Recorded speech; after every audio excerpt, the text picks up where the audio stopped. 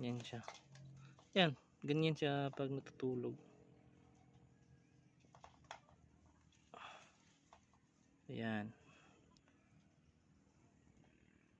Malaki siya guys.